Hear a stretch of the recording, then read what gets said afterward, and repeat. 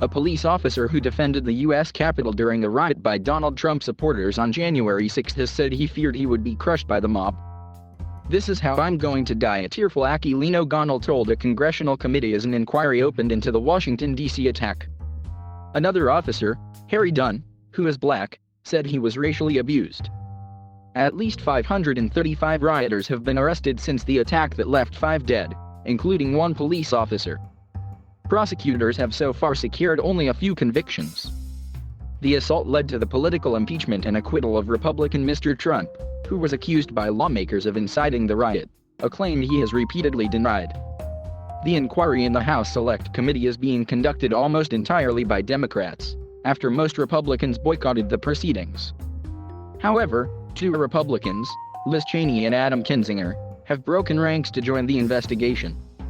If those responsible are not held accountable, this will remain a cancer on our constitutional republic, Ms. Cheney said as the hearing began on Tuesday. The 9-member Select Committee was formed after Republicans objected to an independent commission such as the one that investigated the September 11, 2001 attacks. The panel, which has powers to summon witnesses, is expected to investigate the circumstances leading up to the riot and while law enforcement bodies were ill-prepared. On Tuesday, 4 police officers described being beaten and assaulted by rioters who had come to disrupt the certification by Congress of President Joe Biden's election victory. Officer Gonell described the scene as a medieval battlefield. Wiping away tears, he described returning home and pushing his wife away from him because of the amount of chemical irritant that had soaked into his uniform. The Iraq War veteran went on to criticize Republicans for what he described as their continuous shocking attempt to ignore or destroy the truth about that day. Asked by Ms. Cheney about Mr. Trump's claim that they were a very loving crowd, SGT Gonell hit back, "I'm still recovering from those hugs and kisses." If that was hugs and kisses, we should all go to his house and do the same thing to him. He later said that he did not mean for anyone to go to Mr. Trump's home, and apologized for the outburst. Officer Dunn said he told several protesters that he had voted for Mr. Biden. "Does my vote not count?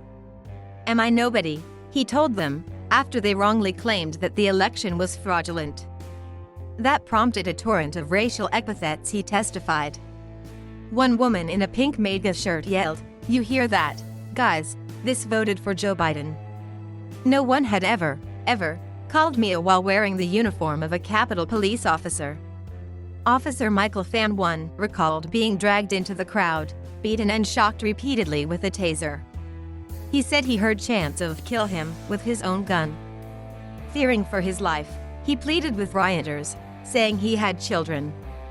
At one point during his testimony, the officer slammed his fist on the desk as he accused some Republicans of showing a disgraceful indifference and betraying their oaths of office. Officer Dunn said he did not fully process the racial insults until days later. "I was just trying to survive that day and get home," he said. "When I was able to process it, it was so emotional. It was so disheartening and disappointing that we live in a country like that, where they attack you because of the color of your skin. Just to hurt you. Those words are weapons." Officer Daniel Hodges' lip trembled with emotion as he was shown a video of himself trapped in a doorway being pummeled by rioters, who he repeatedly referred to as terrorists during his testimony.